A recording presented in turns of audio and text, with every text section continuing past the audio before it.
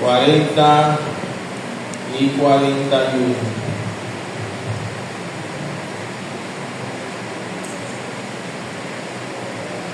Gloria al Señor.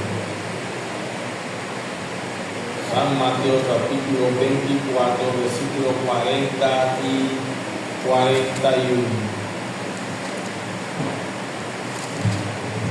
Que titular de mensaje: los escogidos. Los escogidos. Si le encontró, puede decir un fuerte amén. Mientras dice la palabra de Dios, nos ponemos de pie. San Mateo capítulo 24, versículos 40 y 41. Después tuvo a este mensaje: los escogidos. Dice la palabra de Dios en el nombre del Padre, del Hijo y del Espíritu Santo lo siguiente. Entonces estarán dos en el campo, el uno será tomado y el otro será dejado. Dos mujeres estarán moliendo en un molino, la una será tomada y la otra será dejada. Que el Señor añada bendición a su palabra. Voy a tomar así. Este es un texto que tiene que ver con la venida del Señor, y que el Señor utiliza un acto terrenal o hechos terrenales para poder explicar lo espiritual. Si tú observas los dos versículos, uno habla acerca de los hombres y el otro versículo habla acerca de las mujeres, o que era costumbre en esos tiempos. Estos versículos tienen que ver en sí con personas que fueron comprados como esclavos, o siendo comprados tuvieron familias dentro de la finca del dueño, y por ende, si son personas que siendo comprados tuvieron familia, el dueño también lo tiene adoptado como esclavos, pero ya no por compra, sino por nacimiento. Este texto es interesante porque lo podemos asociar con la vida de José, el hijo de Jacob. Porque ahí refleja en José un acontecimiento que tuvo que ver con su periodo de esclavitud, como fue vendido por sus hermanos, y una vez siendo vendido fue llevado por los ismaelitas o los madianitas en ese entonces, porque el libro de Génesis te menciona a los dos, a Egipto, y lo vendieron como esclavo. Y ahí en esa venta apareció Potifar, uno de los jefes de milicia de Faraón. En esta venta vemos cómo José es comprado a precio por Potifar y llevado entonces a su casa, y ahí él queda siendo esclavo, porque José, recuerde que él vivía con su padre y por envidia los hermanos lo vendieron. Aquí estamos viendo entonces cómo José comienza su nueva vida como esclavo. Pero lo interesante de todo esto, vemos que en la vida de José, dice la Biblia, se reitera como 3 veces, que la mano de Jehová estaba con él. Porque todo lo que José hacía prosperaba. Dice que Potifar vio la prosperidad de José y lo llevó a ascenso. O sea, no lo dejó en un solo lugar, lo llevó en ascenso a diferentes partes de su negocio, hasta que José culminó en su casa. Lo posterior de la historia todos lo conocemos. También encontramos en la Biblia, en la ley de Moisés, lo que se dice acerca de los esclavos, que una vez que son comprados por su dueño, ellos tenían que pasar por un proceso, pero un proceso no en cuanto a sus acciones, sino un proceso en cuanto a su forma de pensar. La ley de Moisés establecía que una vez que se retiraba la compra, el dueño tenía que proveerle todos los insumos o todos los enseres o los materiales para que este esclavo pudiera funcionar dentro de su finca o de su casa. Tenía que explicarle al esclavo lo que se quería, que su venta o su compra podía ser de una forma voluntaria o una forma obligada. Si el esclavo aceptaba de forma voluntaria su participación en la finca, el dueño cogía una prenda de oro, ya sea un zarcillo o un anillo o una, ¿cómo le llamamos eso? Pulsera o tobillera, como se habla hoy en día, y se lo ponía. Cada pieza que se le ponía al esclavo tenía un distintivo que si se escapaba cualquiera podía reconocer. Un distintivo que hacía que el esclavo no viajara muy lejos.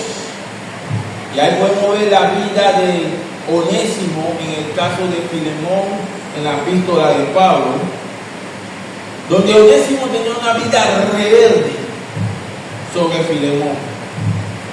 Y en un momento de descuido de Filemón, Onésimo se escapa. Es visto por los moradores del lugar donde se escapó, y lo que hicieron los moradores fue que agarraron a Onésimo y lo pusieron preso, hasta que su dueño lo reclamara. En esta ocasión el dueño tenía la opción de reclamarlo o dejarlo preso. Pero lo bueno de todo esto, hermano, y lo bello y lo maravilloso es que Dios siempre está metido en personas a cual Él ha puesto sus ojos. ¿Cuánto dicen amén a eso? Nosotros tenemos que darle gracias a Dios, hermano, porque nosotros éramos esclavos del mundo, cuyo amo era Satanás, pero Dios nos compró a precio de sangre. Y al comprarnos a precio de sangre, hermanos, nos sacó o nos libró de la mano de Satanás y nos trajo a su finca, nos trajo a su redil, nos trajo a su reino. Y en ese reino nos ha explicado las condiciones que nosotros queremos tener, ya sea de rebelde o voluntariamente. Lo importante de todo esto que nosotros tenemos que tener presente, hermano, es que las explicaciones que Dios nos ha dado a través de la obra de Cristo nos motiva a que hagamos las cosas voluntariamente. Como dice el Padre nuestro, hágase tu voluntad. Nosotros no tenemos que pelear, nosotros tenemos que esforzarnos, no tenemos que fugarnos. No tenemos que esperar que nos latiguen o nos maltraten para hacer las cosas obligadas.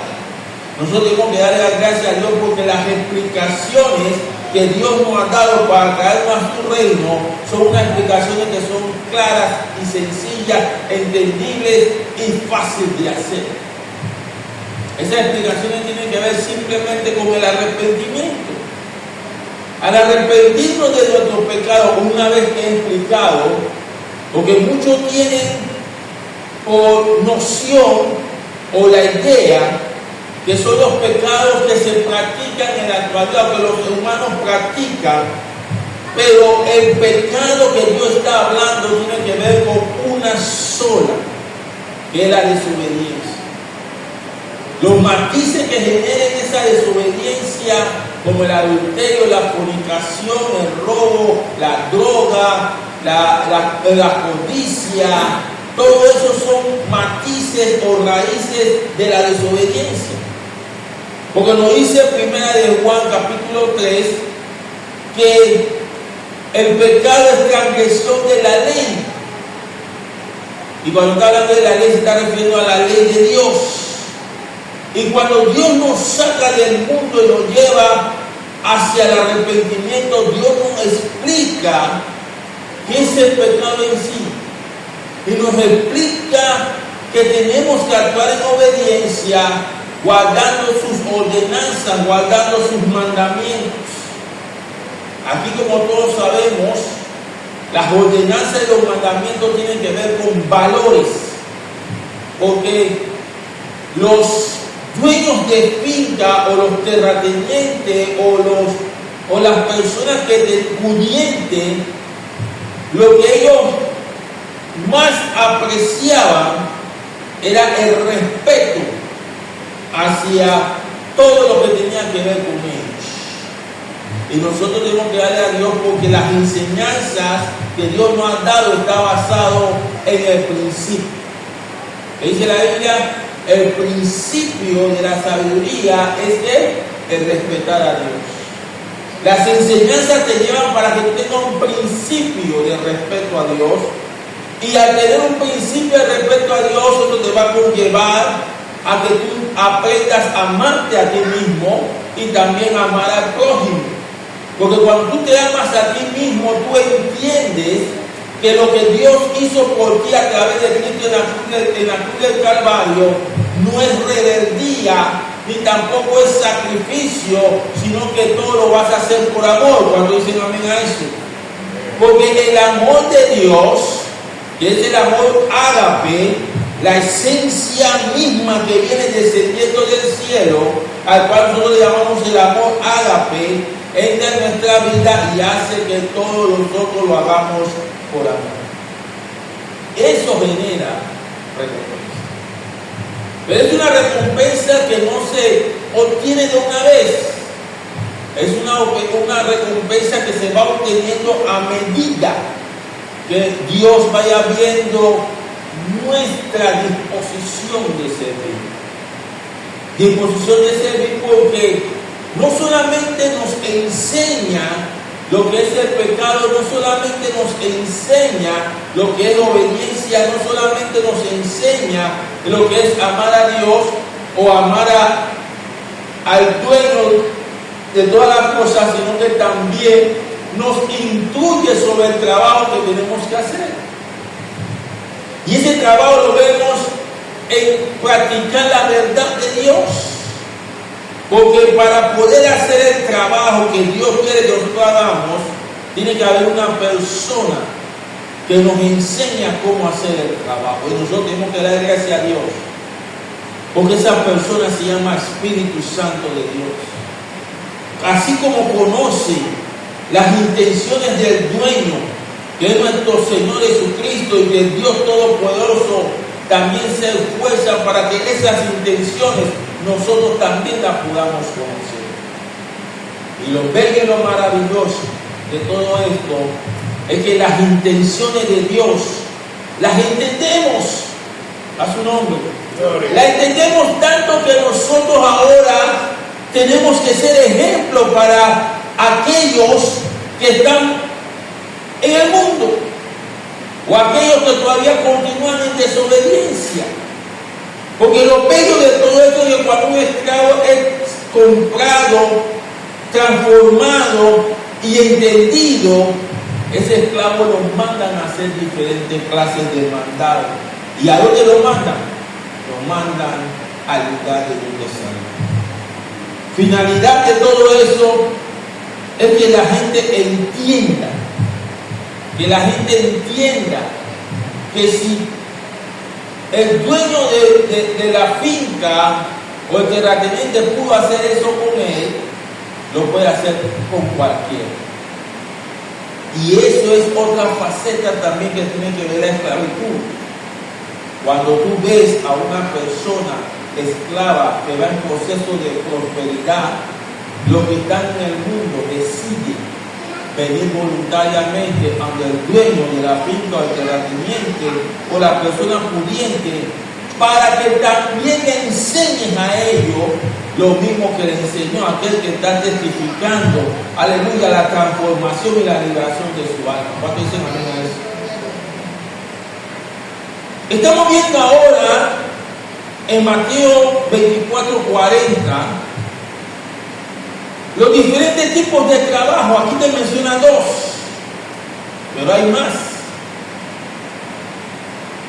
Los dueños de finca, esos entonces ocurrían a las personas y le enseñaban a cómo domar caballo, a cómo ordeñar vaca, a cómo sembrar, le enseñaban a cómo preparar el alimento, le enseñaban a cómo caminar, a cómo hablar, a cómo expresarse. Y nosotros tenemos que darle gracias a Dios porque nuestro Señor Jesucristo, a través del Espíritu Santo, nos ha dotado de todos esos conocimientos. Conocimientos ahora que nosotros, cuando nos revisamos, nos damos cuenta, aleluya, que a donde vayamos no podemos ser avergonzados. Cuando dicen amén a eso. Y si la persona se siente avergonzada es porque todavía no ha entendido los planes y propósitos que su amo está trazando sobre ellos. Porque la intención del dueño es que después tú seas libre. Y esa libertad, aleluya, te lleva a hacer todo voluntariamente. Lo que estamos aquí, gracias a Dios, hacemos las cosas por amor y voluntariamente. Estamos viendo entonces, en cuanto a los hombres, la gran mayoría son llevados al campo, y dice el pasaje, el versículo 40, entonces estarán 2 en el campo, el uno será tomado y el otro será quitado. Tanto el rebelde como el no rebelde siempre era llevado al campo una vez que se les explicaba las cosas que tenían que hacer. Y a medida que ellos demostraban, aleluya, el interés por el lugar, por el trabajo, porque lo bueno de todo esto es que todo era gratis. La ropa era gratis, la comida era gratis, la vivienda era gratis. Y según cómo tú te manifestabas con el dueño, las condiciones cambiaban, porque si eras rebelde, te mantenían en rebeldía, te ponían tu cadena, pero no para identificación, sino cadena para que no te escaparan. Te castigaban. ¿Para qué? Para que reaccionara y comenzara a hacer lo bueno. Y no solamente eso, hasta pasaban penumbre donde no había comida, no había bebida, todo eso para hacer que la persona se sometiese o el esclavo se sometiese. Y no se le permitía salir para que no avergonzara a su amo. Pero dice el pasaje que estarán 2 en el campo, que en el campo había muchos, pero aquí el escritor Mateo hace referencia a 2. Estarán 2 en el campo, dice que el uno será tomado y el otro será quitado. Dejado. Y en este caso estamos haciendo referencia a que como el amo, porque había momentos donde el amo llegaba de tiempo en tiempo a ver cómo estaba la situación de su finca. Iba de tiempo en tiempo a ver cómo estaba la evolución de su finca. Iba de tiempo en tiempo a ver cómo estaban sus trabajadores, qué les faltaba, qué no les faltaba, cómo podía corregir sus errores, cómo podía bendecirlos, ayudarlos a que pudiesen obtener su libertad. Como Pablo le escribe a Filemón de que le dé la libertad a Onésimo. Y Filemón le da la libertad a Onésimo.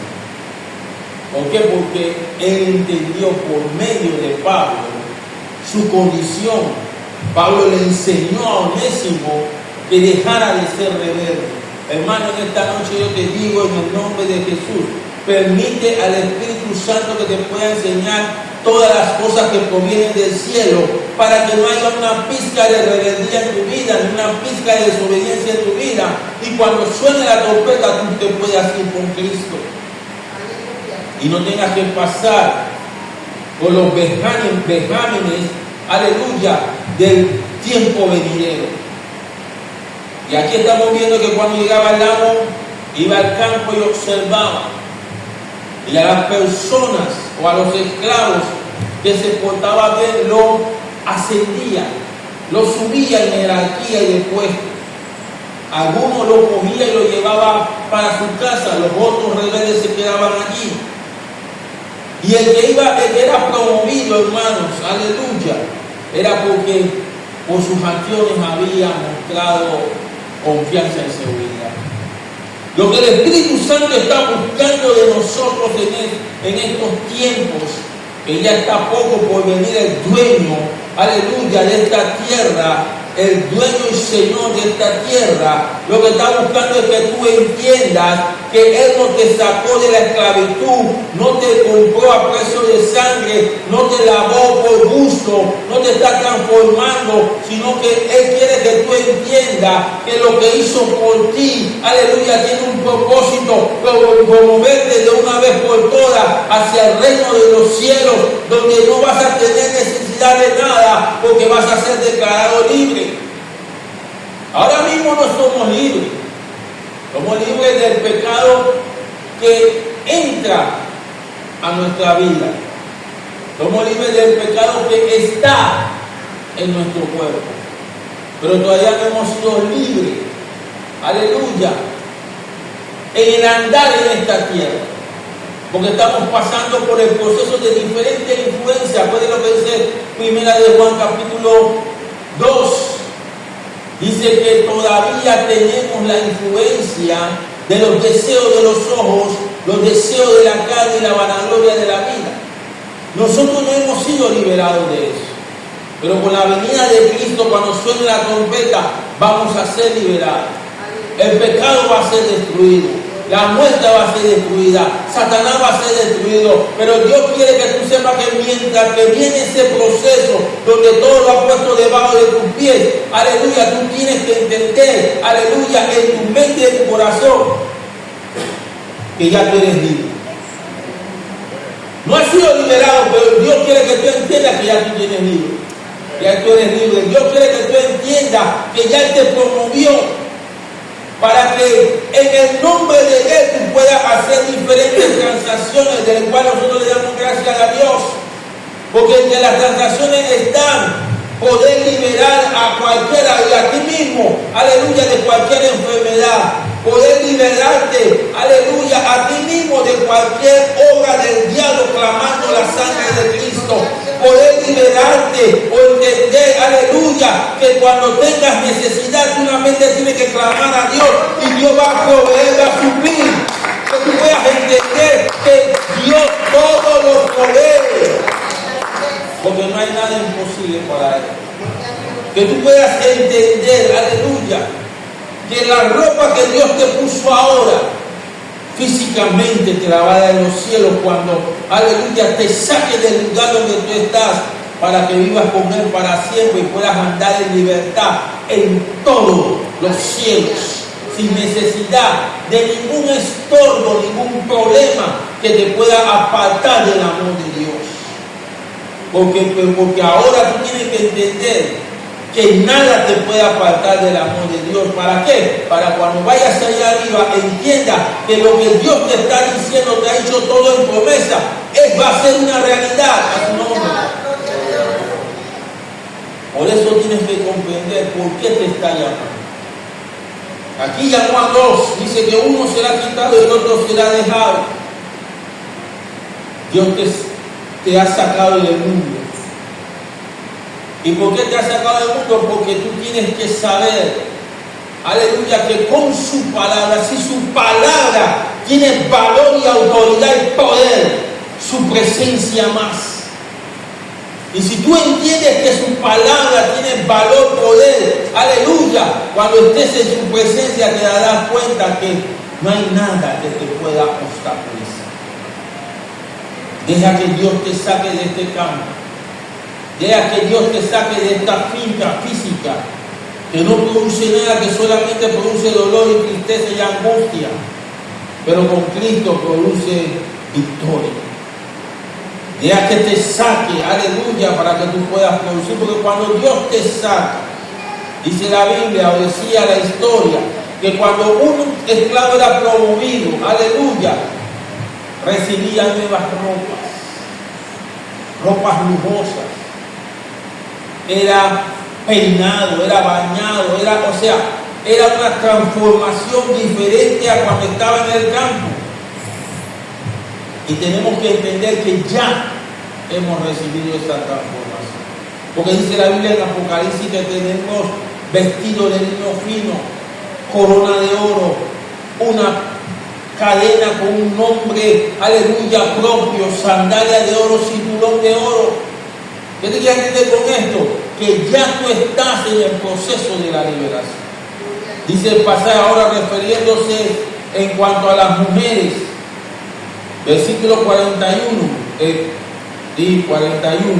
Dice, dos mujeres estarán moliendo en un molino, la una será tomada y la otra será dejada. Es lo mismo que en cuanto a los hombres. Las funciones no son las mismas, pero sí guarda relación con todo lo que hemos hablado. Y yo quiero exhortarte, hermanos y hermanas, que entienda que los planes de Dios son infinitos. Una cosa que le hacían a los esclavos era que una vez que eran comprados y se le ponían las prendas en su cuerpo para identificarlo de los otros, también se les registraba. Tenían derecho de registro. Si en caso tal se perdían y los esclavos se quitaban las prendas que lo identificaban de su amo, lo cogían y lo buscaban en el registro. Y lo bello de todo eso es que cuando aparecían en el registro era porque ya tenían identidad.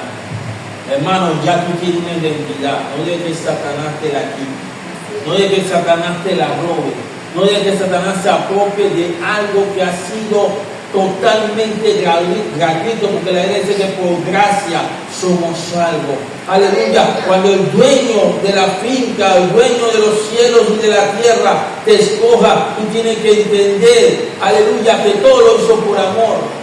Él invirtió por ti, se está sacrificando por ti, te está aconsejando y hablando, te está mostrando cuáles son sus planes y propósitos, te tiene casa, te tiene, aleluya, comida, te tiene vestido, te tiene, aleluya, provisiones.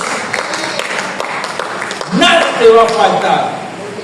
Y cuando dice nada te va a faltar, es que nada te va a faltar. Solamente entiende que si creíste en aquel que te ha podido ayudar a que puedas venir a tu tierra, ir al lugar donde Él te escogió para siempre, tú puedas entender que una vez que te lleve allá, es para que tú comiences a gobernar sobre muchas cosas. Y estamos viendo el caso de José. José tuvo momentos buenos, pero también tuvo momentos difíciles. Pero lo bueno de todo esto es que José, en el lugar donde lo ponía, hacía que todo prosperara. Yo quiero que tú sepas, hermano, que el lugar donde Dios te ha puesto, ya sea en la construcción, en la escuela, en la oficina, en cualquier lugar donde Dios te ponga, en tu casa, tú tienes que entender, aleluya, que todo tiene que prosperar. Tienes que entender, reitero, tienes que entender que todo tiene que prosperar. No permita que el diablo te diga lo contrario. Si Dios te dijo a través de Cristo que Él se hizo pobre para que tú seas rico, tú tienes que entender que tu riqueza la tienes que hacer prosperar.